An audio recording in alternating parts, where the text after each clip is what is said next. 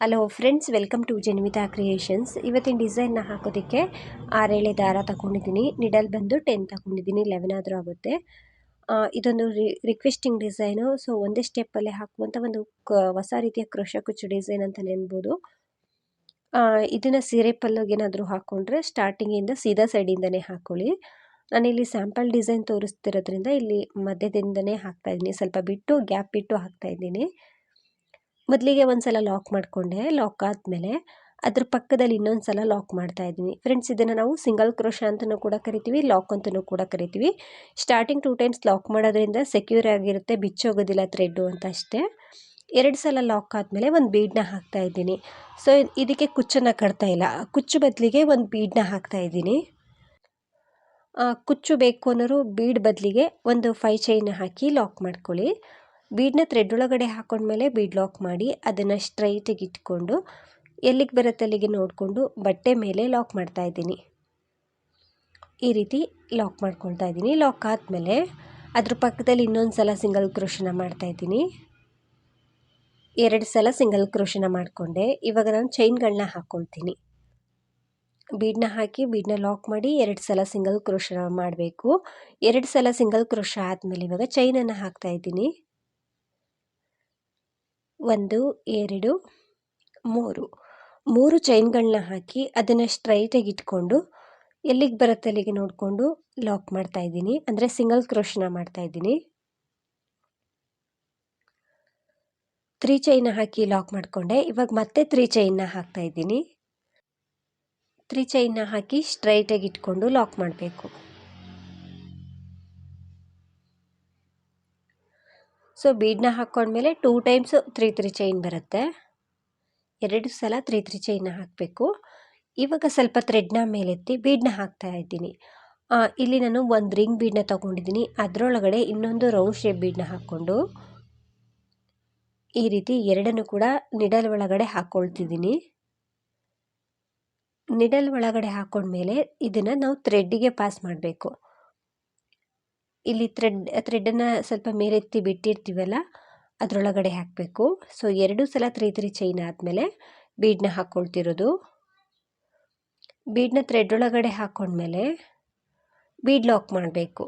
ಈ ರೀತಿ bead lock ಮಾಡಿ ನಂತರ ಸ್ಟ್ರೈಟಾಗಿ ಇಟ್ಕೊಂಡು ಬಟ್ಟೆ ಮೇಲೆ ಲಾಕ್ ಮಾಡ್ತಾ ಇದ್ದೀನಿ. ಆದಷ್ಟು ಸ್ಟ್ರೈಟಾಗಿ ಇಟ್ಕೊಂಡೇ ಲಾಕ್ ಮಾಡ್ಕೊಳ್ಳಿ. ಎಳ್ದು ಲಾಕ್ ಮಾಡೋಕ್ಕೆ ಹೋದರೆ ರಿಂಕಲ್ಸ್ ಬರುತ್ತೆ. ಈ ರೀತಿ ಲಾಕ್ ಮಾಡಬೇಕು. ಲಾಕ್ ಆದಮೇಲೆ ಮತ್ತೆ ನಾನು 3 ಚೈನ್ನ ಹಾಕ್ತಾ ಇದ್ದೀನಿ. 1 2 3 ಎಲ್ಲಿಗೆ ಬರುತ್ತೆ ಅಲ್ಲಿಗೆ ನೋಡಿಕೊಂಡು ಲಾಕ್ ಮಾಡ್ತಾ ಇದ್ದೀನಿ. ಆದಷ್ಟು ಸ್ಟ್ರೈಟಾಗಿ ಇಟ್ಕೊಂಡು ಲಾಕ್ ಮಾಡ್ಕೊಳ್ಳಿ. 3 ಚೈನ್ನ ಹಾಕಿ ಲಾಕ್ ಮಾಡಬೇಕು. ಲಾಕ್ ಆದಮೇಲೆ ಇವಾಗ ನಾವು ಈ ಬಟ್ಟೆಯನ್ನು ಸ್ವಲ್ಪ ಹಿಂದೆ ತಿರುಗಿಸ್ಕೊಳ್ಬೇಕು. ಈ ಮೇಲ್ಭಾಗದ ರಿಂಗ್ ಏನಿದೆ ಇದರಲ್ಲಿ ವರ್ಕ್ ಮಾಡಬೇಕು. ಹಾಗಾಗಿ ಸ್ವಲ್ಪ ಬಟ್ಟೆಯನ್ನು ಹಿಂದೆ ತಿರುಗಿಸ್ಕೊಂಡು ಲೆಫ್ಟ್ ಹ್ಯಾಂಡಲ್ಲಿ ರಿಂಗನ್ನು ಈ ರೀತಿ ಇಟ್ಕೊಳ್ಬೇಕು. ಅಂದರೆ ಮೇಲ್ಭಾಗದ ಹಾಫ್ ರಿಂಗಿಗೆ ಮಾತ್ರ ವರ್ಕ್ ಮಾಡೋದಲ್ವ, ಹಾಗಾಗಿ ಸ್ವಲ್ಪ ಬ್ಯಾಲೆನ್ಸ್ ಮಾಡಿ ರಿಂಗನ್ನು ಇಟ್ಕೊಳ್ಳಿ ಈ ರೀತಿ.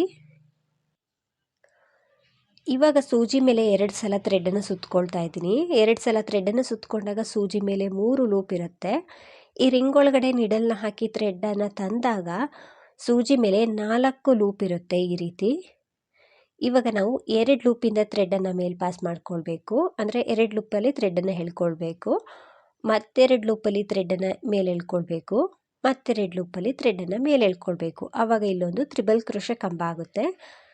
ನಂತರ 3 ಚೈನ್ನ ಹಾಕಿ ಆ ತ್ರಿಬಲ್ ಕ್ರೋಶದ ಕಂಬದ ಕೆಳಗಡೆನೆ ಈ ರೀತಿ ನಿಡಲ್ನ ಹಾಕಿ ಥ್ರೆಡ್ನ ತಂದು ಲಾಕ್ ಮಾಡ್ತಾ ಇದ್ದೀನಿ. ಅಂದರೆ ತ್ರಿಬಲ್ ಕ್ರೋಶ ಕಂಬಕ್ಕೆ ಪಿಕೋಟ್ನ ಮಾಡ್ಕೊಳ್ತಿದ್ದೀನಿ.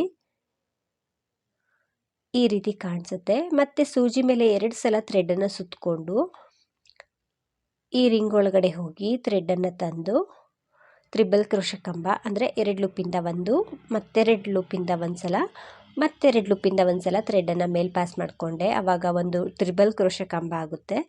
ಕಂಬ ಆದಮೇಲೆ 3 ಚೈನ್ನ ಹಾಕಿ ಅದೇ ಕಂಬಕ್ಕೆ ಲಾಕ್ ಮಾಡಿದ್ರೆ ಪಿಕೋಟ್ ಆಗುತ್ತೆ. ಈ ರೀತಿ ತ್ರಿಬಲ್ ಕ್ರೋಶ ಕಂಬಕ್ಕೆ ಪಿಕೋಟ್ ಮಾಡ್ತಿರೋದ್ರಿಂದ ಸ್ವಲ್ಪ ಆರ್ಚ್ ಬಿಗ್ ಸೈಜಲ್ಲಿ ಬರುತ್ತೆ, ತುಂಬ ಚೆನ್ನಾಗಿ ಬರುತ್ತೆ. ಡಬಲ್ ಕ್ರೋಶದಲ್ಲೂ ಕೂಡ ಟ್ರೈ ಮಾಡ್ಬೋದು. ತ್ರಿಬಲ್ ಕ್ರೋಶೆ ಕಂಬ ಮಾಡಬೇಕು. ಕಂಬ ಆದಮೇಲೆ 3 ಚೈನ್ನ ಹಾಕಬೇಕು. 3 ಚೈನ್ನ ಹಾಕಿ ಅದೇ ಕಂಬಕ್ಕೇ ಲಾಕ್ ಮಾಡಬೇಕು. ಅದೇ ಕಂಬಕ್ಕೇ ಲಾಕ್ ಮಾಡಬೇಕು. ಮತ್ತೆ ಸೂಜಿ ಮೇಲೆ 2 ಸಲ ಥ್ರೆಡನ್ನು ಸುತ್ತಕೊಳ್ಬೇಕು. ರಿಂಗ್ ಒಳಗಡೆ ಹೋಗಿ ಥ್ರೆಡ್ನ ತಂದು ತ್ರಿಬಲ್ ಕ್ರೋಶೆ ಕಂಬ ಆದಮೇಲೆ 3 ಚೈನ್ನ ಹಾಕಬೇಕು.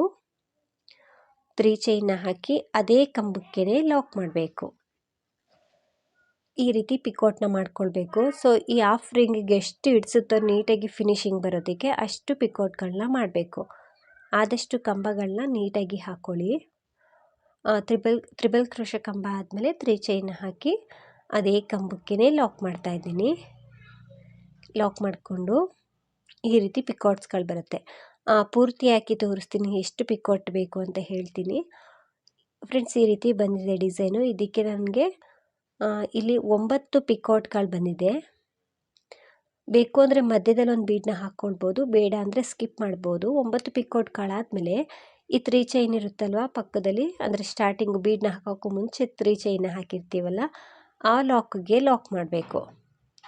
ಲಾಕ್ ಆದಮೇಲೆ ಸೀದಾ ಸೈಡ್ಗೆ ತಿರುಗಿಸ್ಕೊಳ್ಬೇಕು. ಬಟ್ಟೆನ ಸೀದಾ ಸೈಡ್ಗೆ ತಿರುಗಿಸ್ಕೊಂಡ್ರೆ ಏನು ಪಿಕೋಟ್ಗಳು ಮಾಡಿದ್ವಲ್ಲ ಅದು ಸೀರೆ ಪಲ್ಲು ಮೇಲೆ ಈ ರೀತಿ ಆರ್ಚ್ ಬರುತ್ತೆ. ಇವಾಗ ನಾವು ಸೀದಾ ಸೈಡ್ಗೆ ತಿರುಗಿಸ್ಕೊಂಡ್ಮೇಲೂ ಕೂಡ ತ್ರಿಬಲ್ ಕ್ರೋಶೆ ಕಂಬ ಮಾಡಬೇಕು. ಯಾವುದೇ ಚೇಂಜಸ್ ಇಲ್ಲ. ಈ ಮೇಲ್ಭಾಗದ ಹಾಫ್ ರಿಂಗಿಗೆ ಏನು ಪಿಕೋಟ್ಗಳನ್ನ ಮಾಡಿಕೊಂಡು ಅದೇ ರೀತಿ ಕೆಳಭಾಗದ ಹಾಫ್ ರಿಂಗಿಗೆ ಪಿಕೋಟ್ನ ಮಾಡಬೇಕು. ಸೂಜಿ ಮೇಲೆ 2 ಸಲ ಥ್ರೆಡನ್ನು ಸುತ್ತಕೊಂಡು ರಿಂಗ್ ಒಳಗಡೆ ಹೋಗಿ ಥ್ರೆಡ್ನ ತಂದು ತ್ರಿಬಲ್ ಕ್ರೋಶೆ ಕಂಬನ ಮಾಡ್ತಾಯಿದ್ದೀನಿ. ತ್ರಿಬಲ್ ಕ್ರೋಶೆ ಕಂಬ ಆದಮೇಲೆ 3 ಚೈನ್ನ ಹಾಕಬೇಕು. 3 ಚೈನ್ನ ಹಾಕಿ ಅದೇ ಕಂಬದ ಕೆಳಗಡೆ ಹೋಗಿ ಥ್ರೆಡ್ನ ತಂದು ಪಿಕೋಟ್ನ ಮಾಡ್ತಾಯಿದ್ದೀನಿ. ಸೊ ಈ ಕೆಳಭಾಗದ ಪೂರ್ತಿಯಾಗಿ ನಾವು ತ್ರಿಬಲ್ ಕ್ರೋಶೆ ಕಂಬಕ್ಕೆ ಪಿಕೋಟ್ನ ಮಾಡಬೇಕು. ಮೇಲ್ಭಾಗದಲ್ಲಿ 9 ಪಿಕೋಟ್ ಬಂದಿತ್ತಲ್ವ, ಕೆಳಭಾಗದಲ್ಲೂ ಕೂಡ ಅಷ್ಟೇ ಪಿಕೋಟ್ಗಳನ್ನ ಹಾಕ್ಕೊಳ್ತೀನಿ. 3 ಚೈನ್ನ ಹಾಕೋದು, ಅದೇ ಕಂಬಕ್ಕೇ ಪಿಕೋಟ್ನ ಮಾಡೋದು. ಸೊ ಬೇಕು ಅಂದರೆ ನೀವು ಇಲ್ಲಿ ಕೆಳಗಡೆ ಮತ್ತು ಮೇಲೆ ಮಧ್ಯದಲ್ಲಿ ಬರುವಂಥ ಕಂಬಕ್ಕೆ, ಅಂದರೆ ಕಂಬಕ್ಕೆ ಪಿಕೋಟ್ಗಿಂತ ಮುಂಚೆ ಒಂದು ಬೀಡನ್ನ ಹಾಕ್ಕೊಂಡು ಪಿಕೋಟ್ ಮಾಡಿಕೊಂಡ್ರೆ ಅದು ಕೂಡ ತುಂಬ ಚೆನ್ನಾಗಿ ಬರುತ್ತೆ. ಯಾವುದೇ ಬೀಡ್ಸ್ಗಳು ಬೇಡ, ಮಣಿಗಳು ಯಾವುದು ಬೇಡ ಅನ್ನೋರು ಈ ರೀತಿ ಟ್ರೈ ಮಾಡ್ಬೋದು. ಸೊ ಈ ರಿಂಗ್ ಏನಿದೆ ಇದು ಕೂಡ ಪೂರ್ತಿಯಾಗಿ ಕವರ್ ಆಗುತ್ತೆ, ರಿಂಗ್ ಕಾಣಿಸೋದಿಲ್ಲ. ಸೆಂಟ್ರಲ್ಲಿ ಅಂದರೆ ಮಧ್ಯದಲ್ಲಿರುವಂಥ ಬೀಡ್ ಮಾತ್ರ ಬರುತ್ತೆ. ಕೆಳಗಡೆನೂ ಕೂಡ ನಾನಿಲ್ಲಿ 9 ಪಿಕೋಟ್ಗಳನ್ನೇ ಮಾಡ್ಕೊಂಡಿದ್ದೀನಿ. ಸೊ ತುಂಬ ಚೆನ್ನಾಗಿ ಫಿನಿಶಿಂಗ್ ಬಂದಿತ್ತು. ಈ ರೀತಿ ಕಾಣಿಸ್ತಿದೆ, ನೋಡ್ತಿರ್ಬೋದು. ಕೆಳಭಾಗದಲ್ಲೂ ಕೂಡ ಹಾಫ್ ರಿಂಗಿಗೆ 9 ಪಿಕೋಟ್ನ ಮಾಡಿದ್ದೀನಿ. ನಂತರ ನಾವು ಸ್ಟ್ರೈಟಾಗಿ ಇಟ್ಕೊಂಡು ಲಾಕ್ ಮಾಡಬಾರ್ದು. ಈ ಲಾಕ್ ಕೆಳಗಡೆ ಒಂದು ಸಲ ಲಾಕ್ ಮಾಡ್ಕೊಳ್ಬೇಕು. ಇಲ್ಲಿ ಏನು 3 ಚೈನ್ನ ಹಾಕಿ ಲಾಕ್ ಮಾಡಿರ್ತೀವಲ್ಲ, ಈ ಲಾಕ್ ಕೆಳಗಡೆ ಈ ರೀತಿ ನಿಡಲ್ನ ಹಾಕಿ ಲಾಕ್ ಮಾಡ್ಕೊಳ್ಳಿ. ಸ್ಟ್ರೈಟಾಗಿ ಲಾಕ್ ಮಾಡಿಬಿಟ್ರೆ ಮಧ್ಯದಲ್ಲಿ ಅಲ್ಲಿ ಗ್ಯಾಪ್ ಕಾಣಿಸುತ್ತೆ ಅಂತ ಅಷ್ಟೇ. ಈ ರೀತಿ ನಿಡಲ್ನ ಹಾಕಿ ಥ್ರೆಡ್ನ ತಂದು ಲಾಕ್ ಮಾಡಿ ನಂತರ 3 ಚೈನ್ನ ಹಾಕಬೇಕು. ಮತ್ತೆ ಏನು ಬಟ್ಟೆ ಮೇಲೆ ಲಾಕ್ ಮಾಡೋದು ಬೇಡ, ಅಲ್ಲಿಂದನೇ 3 ಚೈನ್ನ ಹಾಕಬೇಕು.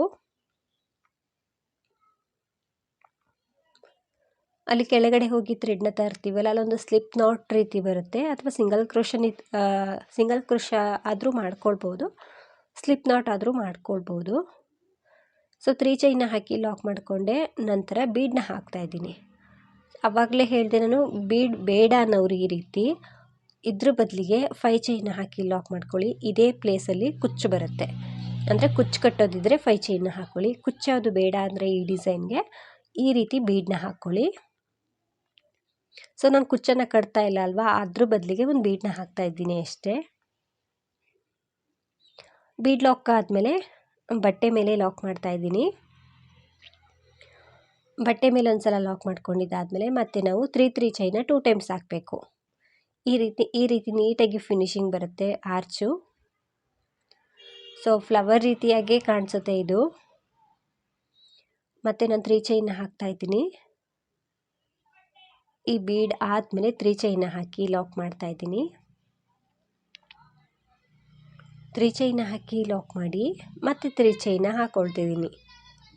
3 ಚೈನ್ನ ಹಾಕಿ ಎಲ್ಲಿಗೆ ಬರುತ್ತೆ ಅಲ್ಲಿಗೆ ನೋಡಿಕೊಂಡು ಲಾಕ್ ಮಾಡ್ತಾ ಇದ್ದೀನಿ. ಸೊ ಬೀಡ್ಸ್ ಹಾಕ್ತೀವಲ್ಲ, ಒಂದು ಬೀಡನ್ನ ಹಾಕ್ಕೊಳ್ತೀವಲ್ಲ, ಒಂದು ಮಣಿಯನ್ನು, ಅದಾದಮೇಲೆ 2 ಟೈಮ್ಸ್ ಬರುತ್ತೆ 3 ಚೈನು. ಆರ್ಚ್ ಆದಮೇಲೆ ಒಂದೇ ಸಲ ತ್ರೀ ಚೈನ್ ಬರೋದು. ಸೊ ನಿಡಲ್ ಒಳಗಡೆ ಈ ರೀತಿ 2 ಬೀಡ್ಗಳನ್ನ, ಒಂದು ರಿಂಗ್ ಬೀಡು ಮತ್ತು ಇನ್ನೊಂದು ರೌಂಡ್ ಶೇಪ್ ಬೀಡನ್ನ ಹಾಕ್ಕೊಂಡು, ಅಂದರೆ ಮಧ್ಯೆ ಸೆಂಟ್ರಲ್ಲಿ ಯಾವ್ದು ಬೀಡ್ಸ್ ನೀಟಾಗಿ ಇಡಿಸುತ್ತೋ ಅದು ಆ ರೀತಿದು ಹಾಕೊಳ್ಳಿ. ಬೀಡನ್ನ ಎರಡನ್ನೂ ಕೂಡ ಒಟ್ಟಿಗೆ ಥ್ರೆಡ್ ಒಳಗಡೆ ಪಾಸ್ ಮಾಡಬೇಕು ಈ ರೀತಿ. ನಂತರ ಬೀಡ್ ಲಾಕ್ ಮಾಡಬೇಕು. ಬೀಡ್ ಲಾಕ್ ಆದಮೇಲೆ ಸ್ಟ್ರೈಟಾಗಿ ಇಟ್ಕೊಂಡು ಬಟ್ಟೆ ಮೇಲೂ ಕೂಡ ಲಾಕ್ ಮಾಡಬೇಕು. ಇಲ್ಲೂ ಕೂಡ ಎಳ್ದು ಲಾಕ್ ಮಾಡಿಬಿಟ್ರೆ ರಿಂಕಲ್ಸ್ ಬರುತ್ತೆ. ಈ ಬೀಡ್ ಲಾಕ್ ಆದಮೇಲೆ ಲಾಕ್ ಮಾಡ್ತೀವಲ್ಲ, ಇದನ್ನು ಕೂಡ ಅಷ್ಟೇ ನೀಟಾಗಿ ಎಲ್ಲಿಗೆ ಬರುತ್ತೋ ಅಲ್ಲಿಗೆ ಲಾಕ್ ಮಾಡ್ಕೊಳ್ಳಿ.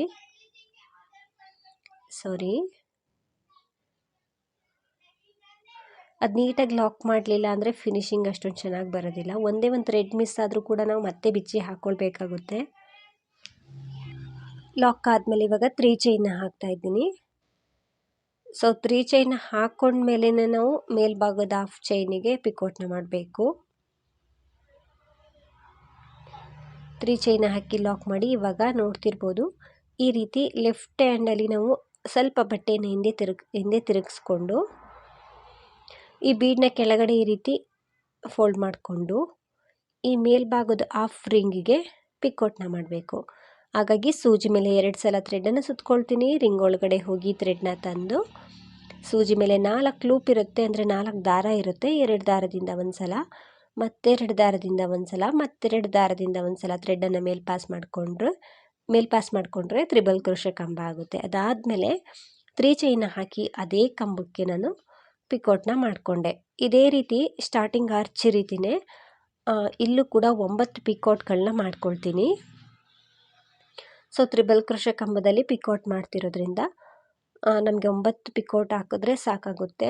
9 ಅಥವಾ 10 ನಾನು ಹಾಕಿದಾಗ 9 ಪಿಕೋಟ್ಗೆ ಫಿನಿಶಿಂಗ್ ಬಂದಿತ್ತು. ಸೊ ಇದು ಕೂಡ ಅಷ್ಟೇ ರಿಂಗ್ ಮೇಲೆ ಡಿಪೆಂಡ್ ಆಗಿರುತ್ತೆ. ಇದಕ್ಕಿಂತ ಸ್ವಲ್ಪ ಬಿಗ್ ಸೈಜ್ ರಿಂಗ್ ಏನಾದರೂ ತಗೊಂಡ್ರೆ ಆವಾಗ ಪಿಕೋಟ್ಗಳು ಜಾಸ್ತಿ ಆಗುತ್ತೆ.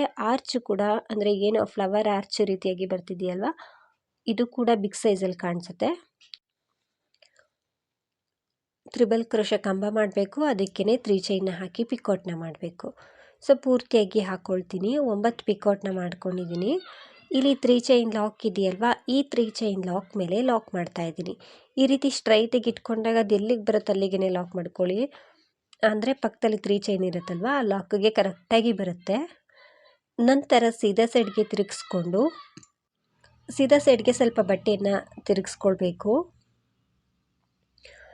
ತಿರುಗಿಸ್ಕೊಂಡ್ಮೇಲೆ ನಾವು ಸ್ಟಾರ್ಟಿಂಗ್ ಆರ್ಚ್ ರೀತಿಯೇ ಕೆಳಗಡೆನೂ ಕೂಡ 9 ಕಂಬನೇ ಮಾಡ್ಕೊಳ್ತಿದ್ದೀನಿ. ಸೂಜಿ ಮೇಲೆ 2 ಸಲ ಥ್ರೆಡನ್ನು ಸುತ್ಕೊಳ್ಬೇಕು. 2 ಸಲ ಥ್ರೆಡನ್ನು ಸುತ್ತಕೊಂಡು ಕೆಳಗಡೆ ಏನು ರಿಂಗ್ ಇದೆ ಹಾಫ್ ರಿಂಗು ಅದರೊಳಗಡೆ ಹೋಗಿ ಥ್ರೆಡ್ನ ತಂದು ತ್ರಿಬಲ್ ಕ್ರೋಶೆ ಕಂಬನ ಮಾಡ್ತಾಯಿದ್ದೀನಿ. ಸೊ ತ್ರಿಬಲ್ ಕ್ರೋಶೆ ಕಂಬ ಆದಮೇಲೆ 3 ಚೈನ್ನ ಹಾಕಬೇಕು. 3 ಚೈನ್ನ ಹಾಕಿ ಅದೇ ಕಂಬಕ್ಕೇ ಲಾಕ್ ಮಾಡಬೇಕು. ಫ್ರೆಂಡ್ಸ್, ಇದಕ್ಕೆ ವಿತ್ ಕುಚ್ಚಾದರೂ ಚೆನ್ನಾಗಿ ಕಾಣಿಸುತ್ತೆ, ವಿತೌಟ್ ಕುಚ್ಚಾದರೂ ಕೂಡ ಚೆನ್ನಾಗಿ ಕಾಣಿಸುತ್ತೆ. ನಾನು ಆವಾಗಲೇ ಹೇಳಿದ್ನಲ್ವ, ಸೊ ತುಂಬ ಸಲ ಹೇಳಿದ್ದೀನಿ.